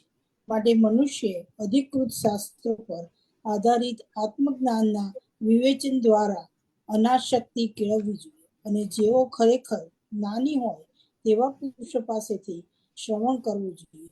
ભક્તોના સંગમાં રહીને આવી ચર્ચા વિચારણા કરવાથી મનુષ્ય પૂર્ણ પુરુષોત્તમ પરમેશ્વરને પામે છે. ત્યારે સર્વપ્રથમ જે વસ્તુ મનુષ્ય કરવી જોઈએ તે છે ભગવાનનું શરણ લેવું. અહીં તે સ્થાનનું વર્ણન કરવામાં આવ્યું છે જ્યાં ગયા પછી મનુષ્ય આ મિથ્યા પ્રતિબિંબ વૃક્ષમાં ક્યારેય પાછો આવતો નથી. પરમેશ્વર કૃષ્ણ જ આદ્ય મૂળ છે, જ્યાંથી પ્રત્યેક વસ્તુ ઉદ્ભવી છે. તે પરમેશ્વરનો અનુગ્રહ પામવા માટે મનુષ્ય કેવળ તેમને શરણાગત થવાનું છે. જે શ્રવણ, કીર્તન વગેરે દ્વારા ભક્તિ કરવાના પરિણામરૂપ હોય છે તેઓ જ ભૌતિક જગતના વિસ્તારના કારણ છે. આની સમજૂતી સ્વયં ભગવાનને જ અગાઉ આપી છે. અહમ સર્વસ્ય પ્રભવ, હું જ પ્રત્યેક વસ્તુનો ઉદ્ગમ છું. માટે આ ભૌતિક જીવરૂપી પ્રબળ અશ્વત્વ વૃક્ષના બંધનમાંથી છૂટી જવા માટે મનુષ્ય કૃષ્ણનું શરણ અવશ્ય લેવું જોઈએ. જેવો મનુષ્ય કૃષ્ણને શરણાગત થાય છે તે તરત જ તે આપોઆપ આ ભૌતિક જીવનથી વિરક્ત થઈ જાય છે. જય શ્રી કૃષ્ણ. બહુ સરસ વાત છે. Very good. આ તો એટલું સરસ ગીતાજી છે ને, એકદમ ઈઝી સમજમાં આવી જાય એવું છે. આ તો જરાય કોમ્પ્લિકેટેડ નથી વાંચવામાં. શ્લોક નંબર 5 રશ્મિબેન, જય શ્રી કૃષ્ણ. જય શ્રી કૃષ્ણ. જય શ્રી આવે છે ને વિડીયોમાં? આવે છે. 15મો અધ્યાય પુરુષોત્તમ યોગ નામનો 5મો શ્લોક.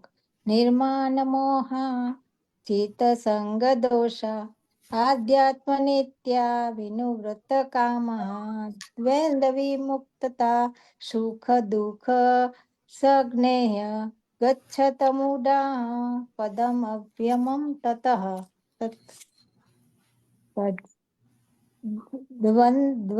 દ્વંદ્વોથી વિમુક્ત અને મુક્ત થયેલા સુખ દુઃખ અને સુખ તથા દુઃખ યજ્ઞ નામના અમૂઢ મોહ રહિત પદ્મ સ્થાને અવ્યમ શાશ્વત તત તે જે મનુષ્ય મિથ્યા અને અનુવાદ. જે મનુષ્ય મિથ્યા પ્રતિષ્ઠા મોહ તથા કુસંગતિ રહિત છે, જેઓ શાશ્વત તત્વને જાણે છે, જેઓ દુનિયાવી કામ વાસનાથી નિવૃત્ત થઈ ગયા છે, જેઓ સુખ દુઃખના દ્વંદથી મુક્ત થયેલા છે, અને જેઓ મોહ રહિત થઈ અને પરમેશ્વરને શરણાગત કેવી રીતે થવું તે જાણે છે, તેઓએ આ શાશ્વતના પદને પામે છે. ભાવાર્થ. અહીં શરણાગતિનું પ્રક્રિયાનું બહુ સરસ વર્ણન થયું છે. આ માટે પ્રથમ યોગ્યતા એ છે કે જે મનુષ્ય મિથ્યા અહંકારથી મોહિત થવું ન જોઈએ. બુદ્ધ જીવ પોતાના ભૌતિક પ્રકૃતિના સ્વામી માની અને ગર્વમાં રહે છે.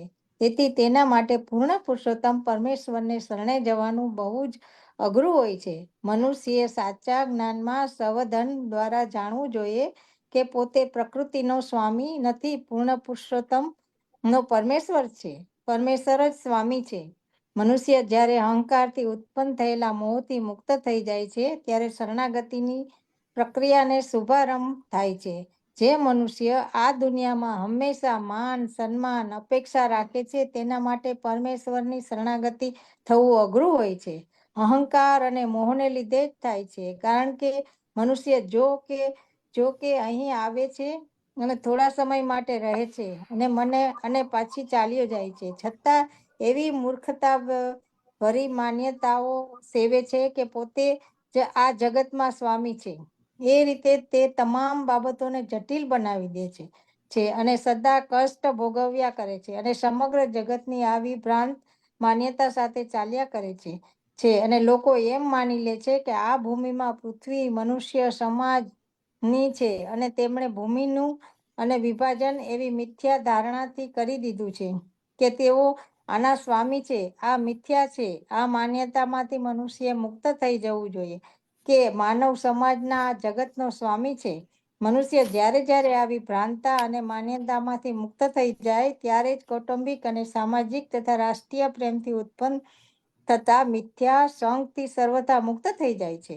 આ દોષયુક્ત સંઘને પરિણામે જ મનુષ્ય આ ભૌતિક જગતમાં ભૂત થાય છે. આ અવસ્થા પછી મનુષ્ય આધ્યાત્મિક અને જ્ઞાનનો વિકાસ કરવાનો હોય છે. હકીકતમાં પોતાનું શું નથી અને શું છે તેનું વિવેકપૂર્ણ જ્ઞાન પ્રાપ્ત કરવું પડે છે. અને જ્યારે મનુષ્ય વસ્તુઓનો યથાર્થ રૂપમાં જ્ઞાન થઈ જાય છે, ત્યારે સુખ દુઃખ અને હર્ષ વિષાદ જેવા દ્વંદ્વોથી મુક્ત થઈ જાય છે અને તે જ્ઞાનમાંથી પરિપૂર્ણ થઈ જાય છે. અને ત્યારે જ તેના માટે પૂર્ણ પુરુષોત્તમ પરમેશ્વરના શરણાગતે થવાનું શક્ય બને છે. બહુ સાચી વાત છે. બોલ સિગરાજ ધરણ કીધું. સરસ Right. હતું. હા, સરસ હતું એકદમ. Thank જય you. શ્રી કૃષ્ણ. સર્વે વૈષ્ણવને જય શ્રી કૃષ્ણ. કાલે એકાદશીના જય શ્રી કૃષ્ણ. જય શ્રી આપણે કૃષ્ણ. હવે આપણે ભજન કે કીર્તન કરીશું. આપણે બધા જ અત્યારે હિંડોળાના ઉત્સવને આનંદ લઈ રહ્યા છે ઠાકોરજી સાથે. તો આપણે અહીંયા પણ સત્સંગમાં પણ હિંડોળાના ભજન અને કીર્તન ગાઈને થોડો ઘણો અનુભવ ભગવાનની સાથે કરાવીશું. તો આઈ થિંક જયશ્રીબેન તમે ગાવાના છો? જયશ્રીબેન, જય શ્રી કૃષ્ણ. હા, હું લઈ લઉં. હા, Sure.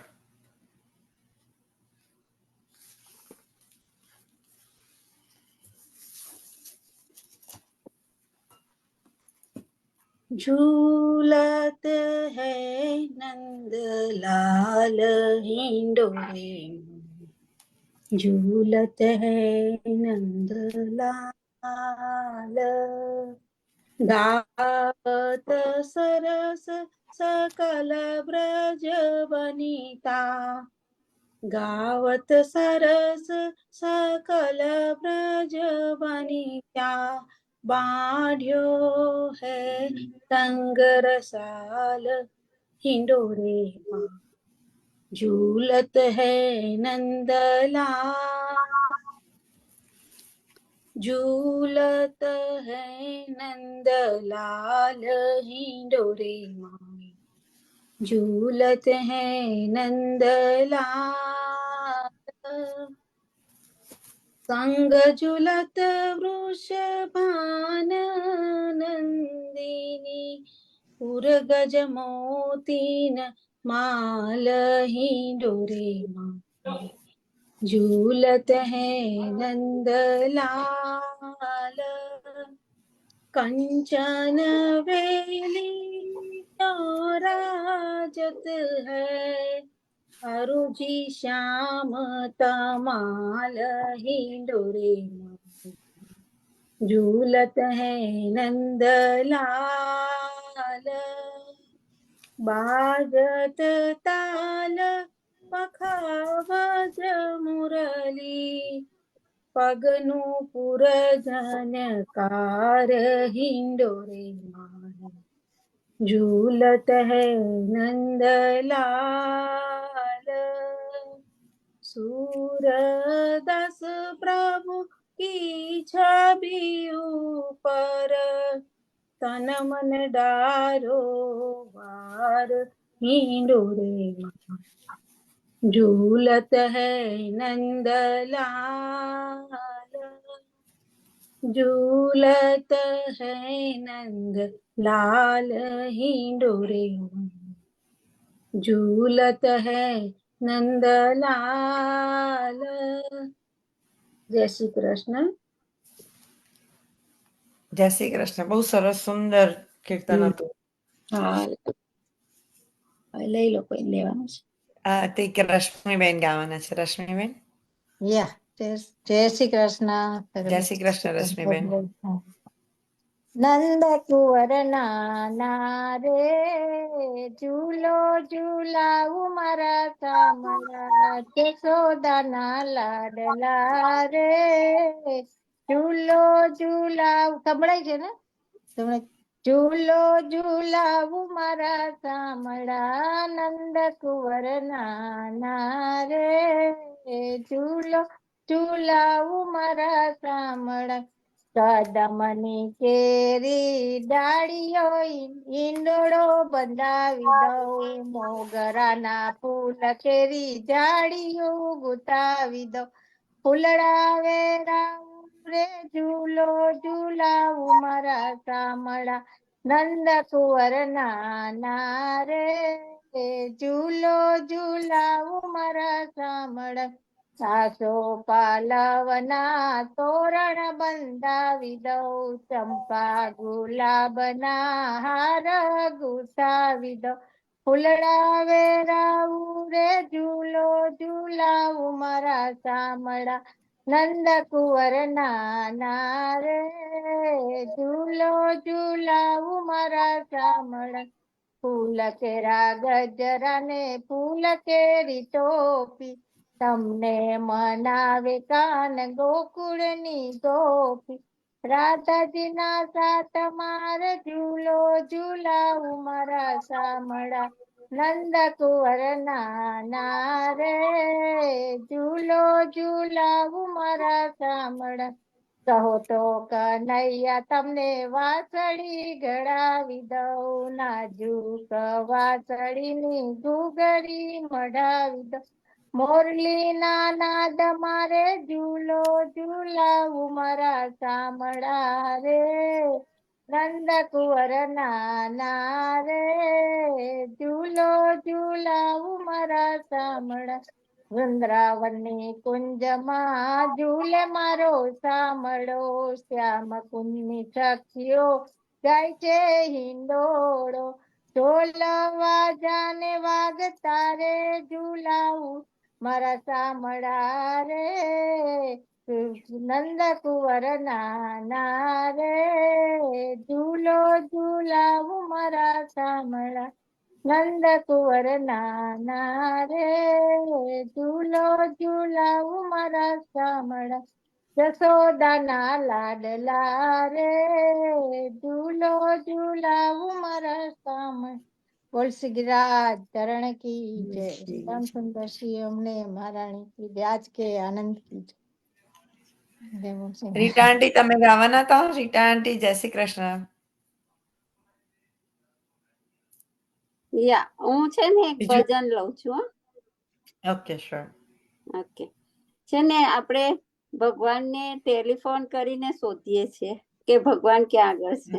ઓકે, હારે મારે કરવો છે ટેલિફોન રે કનૈયા, સાચો નંબર મને આપજે, હારે મારે કરવો છે ટેલિફોન રે કનૈયા, સાચો નંબર મને આપજે, પેલો તે ફોન મેં તો મથુરામાં જોડ્યો, ઘંટડી વાગીને વાસુદેવજી જાગ્યા, હારે એ તો ગયા છે ગોકુળ ધામ રે કનૈયા, સાચો નંબર મને આપજે, હારે મારે કરવો છે ટેલિફોન રે કનૈયા, સાચો નંબર મને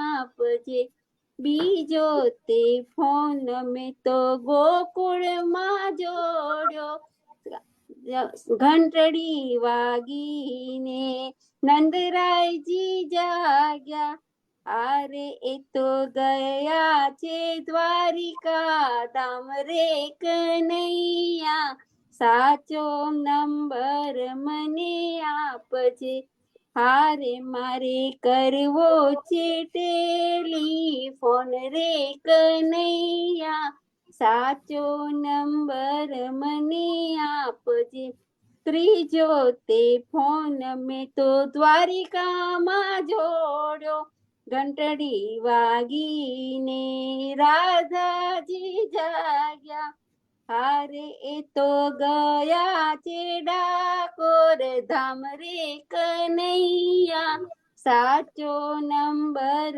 મને આપજે, હારે મારે કરવો છે ટેલિફોન રે કનૈયા, સાચો નંબર મને આપજે, પાંચમો તે ફોન, ચોથો તે ફોન મેં તો ડાકોરમાં જોડ્યો, ઘંટડી વાગીને બોડાજી જાગ્યા, હારે એ તો ગયા છે કૃષ્ણ કૃપામાં રે કનૈયા, સાચો નંબર મને આપજે, પાંચમો તે ફોન મેં તો કૃષ્ણ કૃપામાં જોડ્યો, ઘંટડી વાગીને બેનો રે જાગી, હારે એ તો ગયા છે સત્સંગ માય રે કનૈયા, સાચો નંબર મને આપજે, હારે મારે કરવો છે ટેલિફોન રે કનૈયા, સાચો નંબર મને આપજે, શ્રી કૃષ્ણ કનૈયા લાલ કી જય, દ્વારિકાધીશ કી જય, શ્યામ સુંદર શ્રી અમને મહારાણી કી જય. તમે શેર કરજો એ ભજન હા અમને. રીટા આંટી આશીર્વાદ કોઈ લેશે? ઋષિબેન તમારે લેવું છે આશીર્વાદ? મારી પાસે સેજલ છે ને, આવા કાનાજીના ભજન છે, પણ આવા છે બધા કાનાજીના ભજન છે, જૂના જૂના છે, હું ગાઈ શકું બધા કાનાજીના, શ્યોર શ્યોર. સરસ મજા આવે. જૂનામાં તો હા. વધારે મજા આવે બહુ જ છે. સરસ. એમાં રાગ પણ હોય હા. અને એના મીનિંગ પણ બહુ સરસ હા હોય છે. એટલે કોણ સરસ મજા આવે. હમ. શ્રી વલ્લભાધીશ કી જય. કૃષ્ણ કનૈયા લાલ કી જય. આપણે એ લઈશું આશીર્વાદ. જયશ્રીબેન લેશો? હા, લઈ લો. જય શ્રી કૃષ્ણ. સર્વે વૈષ્ણવોને જય શ્રી કૃષ્ણ. જય શ્રી કૃષ્ણ. વલ્લભ કી જય. દ્રઢઈન ચરણન કેરો ભરોસો, દ્રઢઈન ચરણન કેરો, દ્રઢઈન ચરણન કેરો ભરોસો, દ્રઢઈન ચરણન કેરો. વલ્લભ નખ ચંદ્ર છટા બિન સબ જુગ માજ અંધેરો, દ્રઢઈન ચરણન કેરો ભરોસો, દ્રઢઈન ચરણન કેરો. સાધન और नहीं आकली में जाशो होय निवेरो, सूर कहा गए द्विविध आदरो, बिना मोल को चेतो भरोसो, द्रढ़ईन चरणन केरो, દ્રઢઈન ચરણન કેરો ભરોસો, દ્રઢઈન ચરણન, દ્રઢઈન ચરણન, દ્રઢઈન ચરણન કેરો. શ્રી વલ્લભાધીશ કી જય. શ્રી ગિરિરાજ ધરણ કી જય. ગુસાઈજી પરમ દયાલ કી જય. બધા સાથે વૈષ્ણવોને વિનંતી કે તમે તમારા ઠાકોરજીનો રિલેશન પ્રાઇવેટ છે પણ પ્લીઝ હિંડોળાના દર્શન કરાવજો અમને લોકોને, અને ધન્ય ભાગ અમારા પણ ખુલે. એટલે આપણા બધા સત્સંગ વાળાઓને કૃષ્ણના દર્શન કરાવજો. ઠાકોરજીના દર્શન અવશ્ય કરાવીએ આપણે, કારણ કે વૈષ્ણવમાં ભાવ છે તો ઠાકોરજીને પણ એટલો જ ઉત્સાહ અને આનંદ થશે. તો તમે ઈંડોળાના કરતા હશો બધા રોજ જુદા જુદા ઈંડોળા કરતા હશો તો મહેરબાની કરીને પ્લીઝ અમારી વિનંતી છે કે તમારા ઠાકોરજીને દર્શન કરાવજો. બધા વૈષ્ણવ કેટલા સરસ સરસ દર્શન મૂકે છે હર્ષિદા આંટી તો રોજ બહુ જ ફાઇન મોકલે છે. Thank you Harshida aunty, so beautiful. અને તમને જોઈને બહુ મને બહુ જ સરસ. ઇન્સ્પાયરેશન થાય છે, સાચું હર્ષિદા આંટી. બહુ સરસ. એટલું બધા અને મને આ બધા આઈડિયાઝ પણ આવે છે કે આવી હા, અને રીતે મોતીના બધા કર્યા હતા. એટલે મોતીના ને બધા હા, એટલે મોતીના ને બધા કર્યા હતા એ બધું લઈ આવવાનું ને બાર ત્યાંથી. મામીજી ઓલા તમે ઓળખતા મંગલ મંદિર મારા મામીજી પેલા રસોડામાં રસોઈ ના કરતા એની પાસે હા. બહુ મસ્ત છે. મોતીના સરસ બહુ છે. સરસ કરે છે ઈંડોળા. આગળ કરાવી હતી બધી એવી સરસ હતા મોતી. હા, બધા તોરણ ને બહુ ફાઇન, બધું બહુ સરસ હતું. એ હર્ષિતાબેન પાસે તો ભજને બહુ સરસ છે. એમની પાસે તો બુક બહુ સરસ છે. અત્યારે આ પુષ્ટિ સાર સંગ્રહ ની ને તેમાં છે ભજન ને બધા હિંડોળા, અને પછી એ બધું નથી કેતા કે કોઈને આપણે દર્શન કરીએ ને એમાંથી તમને આ બધું થોડુંક આપને થાય ભાવ એના પ્રત્યે ઠાકોરજી નું. એમને પેલા એ હિંડોળા ઇલાયચી નો તો વાવ, હા, બહુ સરસ હતા. વેરી નાઇસ ઇલાયચી નો કરે તો બધું ઠાકોરજી કરાવે ત્યારે આપણાથી થાય, ને આપણાથી કશું નથી થતું. હર્ષિતાબેન, મને તો તમારી ભજનની બુક પણ લેવી છે. ભજનની બુક હા, તો કીર્તન અને ભજનની બુક્સ તો બધી બહુ હોય છે, કેટલી બધી. અને આ 17 અમને રશ્મિબેને બહુ સરસ બધા ભજનો મોકલાયા હતા. એ બધા બહુ રસ, ઈંડોળા બહુ ફાઇન છે બધા. બહુ સરસ, મેં તો મોકલાયા છે રશ્મિબેન બધા પાસે બહુ ગ્રુપમાં. સરસ છે બુક. રશ્મિબેન ને સ્કૂલ કરવાની છે મારે. જે હોય બુક્સ તમે શેર કરજો બીજાને, હિંડોળા ભગવાન પાસે ઠાકોરજી પાસે ગઈ શકે. હા, રશ્મિબેન, મારે તમારી પાસેથી લેવાની છે બુક. ચોક્કસ ના કેજો કે તમારું સરસ બહુ ભજન ફાઇન હતું, મને બહુ ગમ્યું. મૂકજો હા, હું મૂકીશ, શ્યોર મૂકીશ. તો ખાસ આજે ક્યારેક સુસા નહોતી ગાવશું મારે કરવો કનૈયા ને હા. હા હા જય બહુ શ્રી છે. કૃષ્ણ બધા પુષ્ટિ વૈષ્ણવને. જય શ્રી કૃષ્ણ. જય જય અને શ્રી બધા જ કૃષ્ણ. પદો તો આપણે ભક્તિ રેડિયો છે ને, ભક્તિ રેડિયોમાં બધા મળે. હા, હા. ભક્તિ રેડિયો. બધા જ કીર્તનો મળે છે એમાં. હા, ઓકે ભક્તિ એપ રેડિયો છે ને જયશ્રીબેન, એ એપ છે કે પછી યુટ્યુબ પર છે? એ આપણા યુટ્યુબ આની પર જ છે, આપણા રેગ્યુલર એમાં છે. હું તમને મોકલું હમણાં. હા, લિંક હોય તો મોકલજો ને વેબસાઇટ ની. ત્યાં તો બધાને શેર કરજો આમાં હા, બધા કૃષ્ણ મોકલજો. કૃપામાં. સત્સંગ ગ્રુપમાં એમાં તો આખા વર્ષોત્સવના આખા વર્ષમાં જેટલા વર્ષ ઉત્સવ આવે છે, એ બધાના Nice. બધું બહુ છે. હિંડોળા તો મોકલજો. 1000 જેટલા હિંડોળા છે, 1000. Wow, very nice. હા. મોકલજો હો તમે ચોક્કસ. બુકુમાં તો હોય, પણ બુકુમાં તો કેટલા હોય? બહુ તો 50 હોય, 25-30 ના, હા. યા. 1000 થી ઉપર હિંડોળાની બુક લે તો એક વાત જુદી છે, તો હોય હા, બધે. હું હમણાં હમ. મોકલજો એમાં. અત્યારથી એટલે કૃષ્ણ આખો કૃપામાં મહિનો મોકલજો. ઠાકોરજીનો હા, જુદા જુદાનો હિંડોળા કરવાના, જ્યાં સુધી જ્યાં એમનો જન્મ તે દિવસ ના થાય ત્યાં સુધી હિંડોળા ચાલુ રાખવાના. એટલે યા. કઈ ને કઈ રીતે સુરંગ હિંડોળા હોય, પછી ફૂલોના હિંડોળા, વેજીટેબલ હોય, શાકભાજીના હિંડોળા, શાકભાજીના. શાકભાજીના, ફૂડના, કાલે ડ્રાય તો ફ્રૂટ્સના પવિત્રના હિંડોળા. થશે ને? કાલે પવિત્ર કાલે પવિત્રના. કાલ પવિત્રના. દાલ કાલે ગટા, પવિત્ર. ગટા, બ્લુ ગટા, પછી બધી ગટાના હોય. પૂરી આવશે ગટા. ને એટલે છોકરીના આવશે. હમ. પરમ દિવસે વાઘબારસ ને દિવસ પછી આ કંકોડા તેરસ આવશે. એ દિવસથી આપણે છોકરી ના થશે, એટલે શાકભાજી. શાકભાજીના શાકભાજીના બધા. થશે. પછી શાકભાજીના થશે. સોમવાર પછી ખાસ શાકભાજીના બધા. પછી શાકભાજી થશે. કાલે પવિત્રા થશે ને પછી. હા. યા. કાચ ના થાય હિંડોળા. પછી રાખડી ના હશે પૂનમ ને પછી રાખડી ના હા, આવશે. રાખડીના. મંડે રાખડી ઠાકોરજીને ના રાખડી મંડે અવશ્ય રાખડી બાંધજો. છે ને? યા. 19મી રક્ષાબંધન છે ને? 26મી યા, સોમવાર. 19. સોમવારે રક્ષાબંધન છે. સોમવારે છે, સોમવારે 19મી છે. 19મી આમ તો રક્ષાબંધન. એકાદશી આજે જ ચાલુ થઈ ગઈ, કાલે બપોરના સુધી જ છે એકાદશી, હા એટલે આજથી ચાલુ થઈ ગઈ, 15મી થી ચાલુ થઈ ગઈ. 19મી છે. આપણે એટલે જય 11નો શ્રી અપાસ તો કૃષ્ણ કાલે જ બધા કરવાનો. વૈષ્ણવોને. કાલે કરવાનું. હા, કાલે જ એકાદશી કરવાનું. કાલે કરવાની છે. સવારે યા. 15મી ઓગસ્ટ તો આજે બધાને કરી છે. અભિનંદન.